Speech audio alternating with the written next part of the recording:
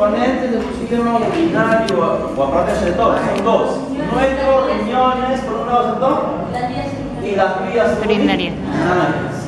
¿Cuál es la unidad funcional de nuestros riñones? Acá lo tenemos. El nefrón o nefrón. Unidad funcional. ¿Estamos? Este nefrón o nefrón, que vamos a ver más adelante que aquí, termina aquí, mira, aquí hay una dilatación llamada, a manera de un embudo, se llama papila renal. Y con la papila renal inicia las vías urinarias. ¿Ya? ¿Cuál es la secuencia correcta de las vías urinarias? Empezamos, papila renal. Luego vienen los cálices menores. Luego, los cálices mayores. Y luego, las pelvis renales. Y luego los uréteres. Y aquí está la vejiga y termina con la uretra. ¿Ya? Sabe la secuencia de las vías urinarias, sabe su función. Si no sabe la secuencia, no sabe la función. ¿Estamos? Por ejemplo, a ver, la función de conducir la orina, ¿estamos? Desde las pelvis renales hacia la vejiga está dado por ¿quién? Respuesta: uréteres. ¿Estamos? Uréteres. ¿Sabes? No. Sabemos que en la vejiga aquí hay un músculo, ¿cierto? Que lo rodea, el músculo detrusor de la vejiga, que cuando se contrae por reflejo, ¿cierto? Cuando se da el reflejo de la presión, lo que se quiere contraer ese músculo. A este nivel, aquí hay unos esfínteres internos y externos. Cuando tengo ganas de misionar, de pronto, ¿cierto? Se inactivan los esfínteres internos y el externo es voluntario. Profesor, ¿permiso para el baño? No, a la salida. Profesor, pues son las 8, le salía a la 8, no importa.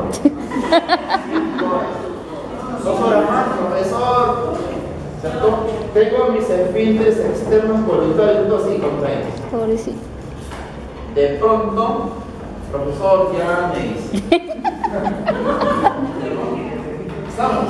Pero en el transcurso, ¿cierto? Mientras más se llega a la vieja, más hay distensión en la pared vesical, ¿cierto? Por llenura de orina amiga, ¿qué sentimos?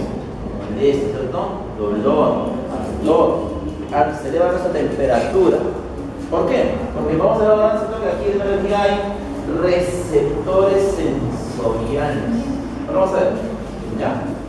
Esta uretra, ustedes saben que se diferencia, ¿no? Hay diferencia entre la uretra masculina y la femenina. La uretra masculina y femenina es así, ¿no? Cortita, recta, corta, 3 a 4 centímetros. ¿Estamos? En cambio, la masculina es un poco más larga, ¿cierto? Puede medir 12 centímetros, 13, 14, 18, 20. ¿De acuerdo, cierto? A tu herencia. Además también la uretra masculina no es recta, tiene una forma de una letra S, media estiradita, S itálica. ¿Cierto? Y además esa letra masculina tiene 3 segmentos. ¿Estamos? ¿Cómo se ve el primer segmento de la uretra masculina? Si esta es la vejiga, ¿está? Y esto, bueno, Andrea se ve es grande. La uretra masculina, ¿perdón? Este primer segmento, por aquí, por estar aquí presente la próstata, se llama uretra prostática. Luego vendrá acá la uretra membranosa, ¿cierto? Y aquí está la uretra esponjosa, open, mía. Ya. Ahora, esta uretra prostática, ¿cierto? Se puede comprimir y reducir su diámetro, ¿no? Por una inflamación de próstata, ¿cierto? Y esa inflamación puede ser simplemente por una hiperplasia benigna o una clásica prostatitis, ¿cierto? Aguda o crónica. Y esa prostatitis puede ser de origen bacteriano o no bacteriano. En todo caso, ¿cierto? Sería mejor que sea bacteriano. Claro, si es bacteriano, ¿cierto? Un antibiograma, cuál es el germen específico, ¿cierto? Y qué fármaco, ¿cierto? Es sensible, ¿cierto? ¿A qué fármaco es sensible, no? Y si está, ¿no? Se da el tratamiento. Pero si empieza el arteriano y desconoce el origen, puede ser que este problema hay células cancerígenas. ¿Estamos? Mejor que sea sintomático, ¿ya? Aunque sea así.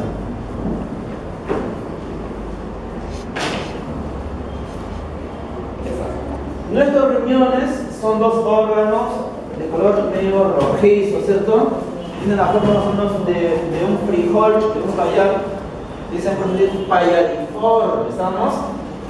Son número par ubicados en la parte posterior del peritoneo. Por eso dice que son retroperitoneales. ¿Están? Están bien. Y si nos fijamos aquí, uno de ellos está en posición, ¿cierto?, más baja que el otro. Pero es ahí el más a ese nivel. ¿Ya? Y esta altura, mira, acá están las costillas flotantes, ahí estamos en las vértebras lumbares, ¿cierto? En 1, 2, 3, lumbares. A esa altura están nuestros riñones. ¿Ya? Ahora, ¿cuáles son las funciones de nuestros riñones? Tienen varias funciones. Mañana vamos a empezar con una de ellas, que no está aquí, por ejemplo. Una de las funciones que vamos a tratar mañana es la deformación de la orina. Mañana, ¿estamos? Pero aparte también hay muchas funciones. Miren, por ejemplo ahí, ¿qué función presentan nuestros riñones? O tienen estos riñones. Por ejemplo, la función de regular la composición iónica de la sangre. Y por lo tanto, también cosa va a determinar la osmolaridad. Ustedes saben qué es la osmolaridad, ¿se acuerdan? Esa relación, esa proporción correcta de solutos, ¿se acuerdan? Electrolitos sin agua, ¿cierto? Esa era una osmolaridad normal, isosmolar, ¿se acuerdan, no? Que si se incrementa esos electrolitos, fluoruro de sodio sobre todo, hay una hiperosmolaridad, y si disminuye, llamamos hipoosmolaridad. ¿Qué se trata de regular esto? También nuestro riñón, composición iónica que tiene la osmolaridad. Mañana vamos a comentar esto, que la osmolaridad, sobre todo urinaria, se mantiene aproximadamente en 300, pero a nivel de orina, a nivel de nefrón, 300 miliosmol por litro. Mientras que sucede a este nivel, la osmolaridad plasmática en sangre oscila entre un rango de 285 a 290 milimol. Muy cercano es la osmolaridad urinaria de 300. O sea, eso lo vamos a llamar isosmolar a nivel sanguíneo y a nivel renal. Estamos isosmolar. Ya, mañana vamos a ver qué pasa si los incrementos se bajan. ¿Qué más se encarga en nuestros riñones? Miren, regula el volumen plasmático. ¿Estamos? Dicen, miren, eliminando, reteniendo agua. Más tarde, probablemente más tarde o mañana, de repente, ¿cierto?, va a entrar agua, ¿cierto? ¿Estamos? Puede entrar 5, 6, hasta más litros. Esa botella que dicen 625. Está, ¿cierto? ¿Qué cantidad de sangre circula en el organismo? Sabemos que nuestra sangre representa el 8% de nuestro peso corporal, más o menos 7 por 8, 5.6 litros circula, ¿cierto? Y a ellos se suman líquidos extracelulares, otros líquidos que forman la polemia, ¿estamos? Pero ¿qué pasa si entran 5 litros de OH? ¿Cierto? Que ingresan y se absorben. Bien, ¿cierto? Entran al tubo digestivo, delgado, absorción a nivel intestinal. Entran a la sangre. ¿Qué pasa? ¿Nuestra sangre ahora es de 10 litros? No. ¿Qué pasa? Rápidamente parte de eso se va a reservar a los riñones, ¿cierto? Se activa mecanismos de regulación, se bloquean sistemas hormonales, ¿cierto? Y no se retiene agua, se elimina todo a través de la orina. Cuando tomamos bastante líquido, ¿qué pasa? También orinamos bastante. ¿Ya? Otra función, miren, estimulación de la eritropoiesis. ¿Se acuerdan cuando hicimos sangre? ¿Qué pasa cuando estamos en altura? ¿Se acuerdan? Cuando estamos en altura, como hay poca presión atmosférica y poca presión parcial del oxígeno, ¿se acuerdan? Nuestras células entran en hipoxia y ese factor es desencadenante ¿para qué? Para estimular y ordenar a que nuestros riñones, ¿cierto?, secreten la hormona llamada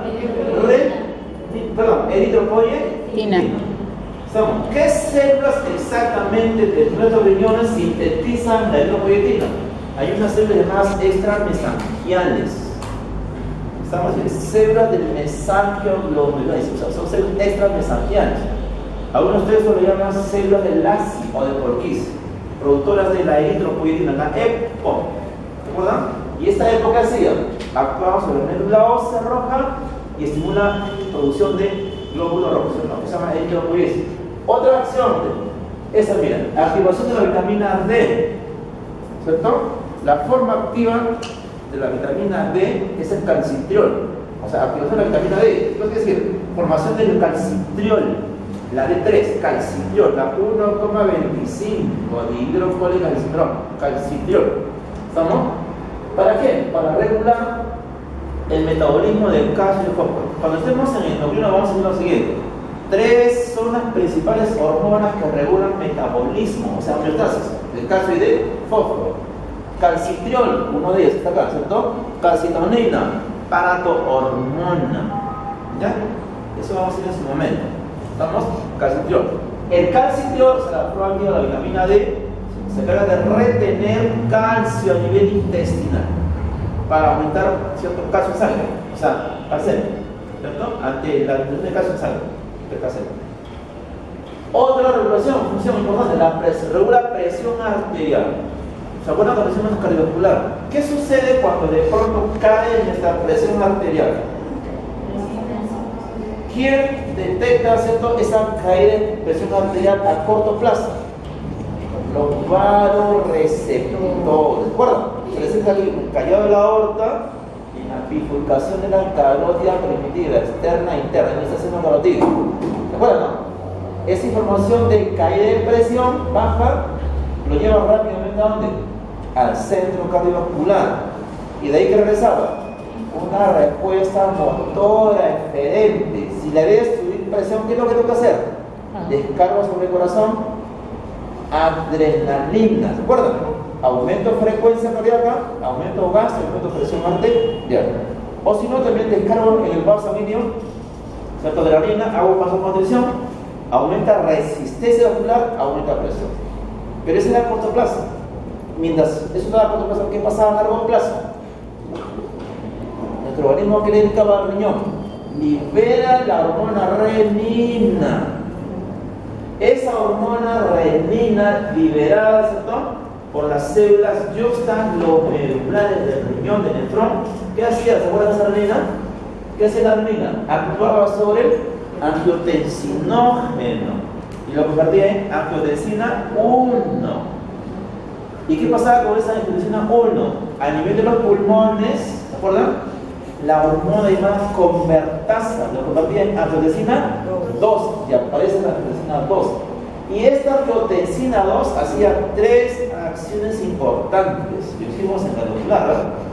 1 era estimula, ¿cierto?, a la glándula suprarrenal para que libere la hormona aldosterona, renina aldosterona. ¿Qué hace esta aldosterona liberada por la glándula suprarrenal? Actúa sobre el riñón que está ahí. Exactamente a qué nivel. Túbulo contoneo distal y colector. ¿Y qué hace esta hormona a ese nivel? ¿Qué hacía? Estimula la retención de sodio. Retiene sodio y excreta potasio. ¿Sí, no? Retengo sodio y elimino potasio. Aquí morir. Retengo sodio. Y como sodio es una sal, ¿las sales qué hacen? Arrastran agua. ¿Qué hace entonces? Retiene agua. Y si retengo agua, ¿se acuerdan? ¿Qué pasaba si retengo agua? ¿Qué cosa aumenta? Nuestra volemia. Y si aumenta la volemia, ¿qué cosa aumentaba? El gasto cardíaco. Y si aumenta el gasto, ¿qué cosa aumentaba? Presión arterial. Estamos recordando lo que ya sabemos, ¿verdad? Otra, miren, otra función de esto, ¿no? Estimulan, miren, la construcción de glucosa sanguínea. ¿Cómo? Miren, a través de la gluconeogénesis. ¿Qué cosa quiere decir gluconeogénesis? Neo, nueva, génesis, nueva formación de qué? De glucosa. ¿A partir de quién? De compuestos que no son glucosa. O sea, ácidos grasos, aminoácidos, lípidos. ¿Estamos? ¿Estamos, no? ¿Cuándo sucede eso? Por ejemplo, si no hemos ingerido alimentos, no ha ingresado glucosa, ¿cierto? no ha ingresado glucosa, ¿ya? Como tenemos almorzado, no ha ingresado glucosa. La glucosa es, ¿cierto?, principal fuente de energía, ¿no? Están las células. Glucosa, fuente energética. ¿Qué hace tu organismo, ¿cierto?, si no ingresa glucosa? ¿Qué hace? Le ordena a que tu páncreas, ¿cierto?, secrete una hormona llamada glucagón. ¿Qué hace el glucagón? Se dirige ahí donde está almacenado el glucógeno y lo degrada y se libera la glucosa.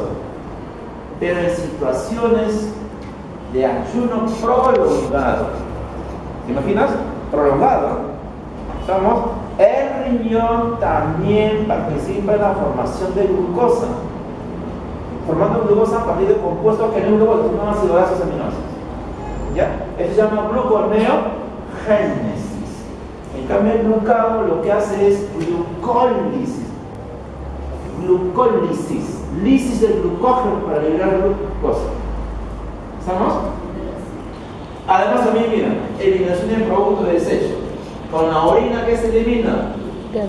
También se eliminan desechos, ¿cierto? Urea, ácido úrico, ¿cierto? A veces creatinina, a veces también los fármacos, ¿cierto?, que han sido metabolizados, etc. ¿Cierto? Se eliminan por la orina. ¿Ya? Vamos a ver. Miren, ¿por qué cuando ya se llena esta vejiga, ¿cierto?, tenemos dolor, ¿cierto?, se eleva la temperatura? ¿Por qué? Porque mira, en las paredes de la vejiga existen receptores sensoriales. Sobre todo a nivel del trígono, miren acá, a nivel del trígono, ¿cierto? Del trígono. ¿Y quién forma este trígono? Sobre todo el trígono. ¿Quién forma ese trígono? Los dos orificios de entrada de los uréteres, como el orificio de salida de la uretra, estos tres sectores, si no línea imaginaria, forman el trígono vesical. Y ahí nos encontramos receptores sensoriales. ¿Qué receptores sensoriales? Propioceptivos. ¿Qué hacen ellos? De esta manera: presión y volumen, sobre todo en el trígono. Además también hay receptores esteroceptivos, ¿ven?, que son táctiles, dolorosos, térmicos. Sanos. Lleno tu vejiga, no me toques para nada, porque si me tocas duele. Táctiles. Sanos. Ya, térmico. ¿Sí o sí? Llegas a tu casa, pagas un paradero, me faltan 2 cuadras para ir a mi casa, ¿cierto? ¿Cómo estás? Caliente, ¿cierto? A todos nos ha pasado, ¿sí o sí? No, a mí no, profesor. Yo no aguanto pizza, tengo que tomar. En el postecito. Bueno, ya sabemos que la unidad funcional es el nefrón o el nefrón. Ya está. ¿Cuáles son las partes del nefrón? Lo tenemos ahí. Todo lo que está aquí del medio es el nefrón. Aquí está. ¿Cómo se llama este primer segmento del nefrón? Esta es la cápsula renal. Cápsula, forma una letra C. Todo el nefrón es un tubo hueco, ¿sabes? Que al inicio es un tubo en forma de C. ¿Ya? A esta cápsula renal le llega una arteriola aferente, ¿sabes?, proveniente, supone, de la arteria renal, ¿no? Esta arteriola aferente da origen a una gran cantidad de capilares sanguíneos, una red de capilares. A esta red, a este ovillo capilar se llama glomérulo renal. Este es el glomérulo renal. Y de este glomérulo renal, ¿qué sale? Una arteriola eferente. Esta arteriola eferente se continúa con los capilares que rodean a todo el túbulo renal. Como rodean a la periferia, se llaman capilares peritubulares. Estos aquí de rojo son los capilares peritubulares. ¿Cuáles son los dos componentes del nefrón? Uno, la cápsula renal que está acá sentado con su arteriola que lleva el glomérulo. A esta reunión de cápsula con glomérulo se le conoce con el nombre de corpúsculo renal o corpúsculo de Malpighi. ¿Estamos? Aquí está, ¿no? Corpúsculo renal y corpúsculo de Malpighi. Estos corpúsculos renales y de Malpighi se encuentran sobre todo en la corteza del riñón. Aquí. Aquí, ¿dónde está?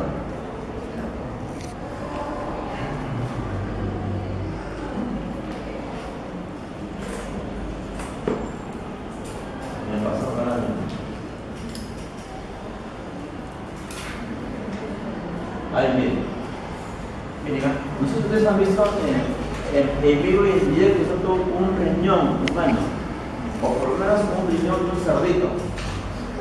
O sea que el tejido, ¿cierto? Biocompatible con el humano es la del cerdo. ¿Verdad? ¿Ya? Similar, hermano. Miren, ¿no? El riñón, eso está aquí medio clarito el color, es la corteza renal. Y lo que está aquí en el centro medio oscurito corresponde a la médula renal. Aquí en la corteza renal, ustedes si lo ven en vivo en este riñón, van a ver que tiene así medio un montón de puntitos. Dice, la corteza es puntiforme o puntillado. Esos puntitos aquí corresponden a esto, miren, a la presencia de los corpúsculos renales. ¿Estamos? Mientras que los túbulos renales están aquí, miren. Ven ustedes acá, como unas impresiones radiales, ¿han visto? Es como si, por ejemplo, los rayos de la bicicleta se impregnan, ¿cierto? Esta es su marca. Miren. Esto aquí corresponde a la presencia de los túbulos renales. O sea, aquí en la corteza están generalmente los corpúsculos y aquí están los túbulos renales. En ese sentido viene esto, aquí miren. Esto. Generalmente lo más común es esto, ¿no? Que en corteza renal están aquí presentes, el corpúsculo renal, ¿cierto? Y su túbulo está aquí, en médula. A ese mejor se llama juxtaglomerular. Hay algunos neoformes que casi todo su cuerpo, su corpúsculo y su túbulo están en la corteza. Se llaman neoformes corticales, ¿ya? Para hacer la diferencia. Ahí está. Ahora, este túbulo renal a su vez tiene varios segmentos, ¿cierto? ¿Cómo se llama este primer segmento del túbulo renal? Túbulo contorneado proximal. ¿Cómo se llama este segundo segmento? Es el asa de Henry. Esta es la rama descendente y esta es la rama ascendente. Mañana vamos a decir que esta rama descendente es la porción permeable y esta ascendente es la porción impermeable. ¿Qué continúa después de esta asa de Henry? Esto, el túbulo contorneado distal. ¿Estamos? ¿Y qué continúa después? El túbulo colector. Esos son los segmentos que corresponden al túbulo renal. ¿Estamos? De nuevo. Cápsula con su glomérulo constituyen el corpúsculo renal. El túbulo renal, ¿cuáles son los componentes? Los segmentos. El primer segmento, túbulo contorneado proximal. Luego, asa de Henry con sus dos ramas, ¿no? La descendente y la ascendente. ¿Qué continúa? Túbulo contorneado distal. ¿Por qué le han puesto distal? Mira, ¿por qué le han puesto el primero proximal? Cerca. Porque está cerca, ¿cierto? A la cápsula, está próxima a la cápsula. ¿Por qué le han puesto el contorneado distal? Está más lejos. Porque se hace distante de la cápsula. ¿Estamos? Pero miren primero la imagen. Este es el túbulo, aquí comienza el túbulo contorneado distal. Pero en vez de alejarse, en vez de ser distante, ¿primero qué hace? Se acerca, hace contacto con quién? Con la arteria aferente y recién se hace distante. ¿Estamos? Al hacer contacto con esta arteriola aferente a este nivel, las células, tanto de esta arteriola aferente como este contorneado distal, sus células donde se contactan se tienen que modificar. ¿O no se modifican? Por un criterio se modifica, ¿sí o sí? Por ejemplo, ¿qué epitelio preserva nuestra piel? Epitelio poliestrificado plano. O sea, la última capa son células planas. ¿Estamos? Caracterizados. Si a este epitelio que es plano, su última capa, miren, yo acerco, ¿cierto? Esta estructura, hago contacto, miren, pregunta, ¿ahí donde contactan seguirán siendo planas? ¿Esas células seguirán siendo planas? Ya no. Se tiene que modificar, tanto de aquí como de acá. ¿Estamos? ¿Qué células están aquí presentes en toda arteriola? Ahí hay células llamadas endoteliales, también hay células musculares. ¿Se acuerdan, no? En el endotelio, la capa íntima está en el endotelio, y hay una capa de células endoteliales. En la capa en media está haciendo musculatura lisa, ¿no? Músculo liso, elástico, ¿cierto? En general, en conjunto, en vez de decir células endoteliales, células musculares, decimos células mioepiteliales. ¿Se entiende eso? Miren, las células mioepiteliales de esta arteriola aferente al contacto con el distal se modifican. A esas células modificadas se le conoce con el nombre de células yuxtaglomerulares. ¿Se ubican? ¿Y qué hormona producen esas células yuxtaglomerulares? ¿Qué hormona producen las células yuxtaglomerulares? La renina. ¿Ya? Ahora, ¿qué células presentan este túbulo contorneado distal a este nivel? Una capa de células cilíndricas bajas. Pero al contactarse, ¿se entiende? Esas células cilíndricas bajas se modifican. Ya no va a ser cilíndrica, pero se puede de una forma media, ¿cierto?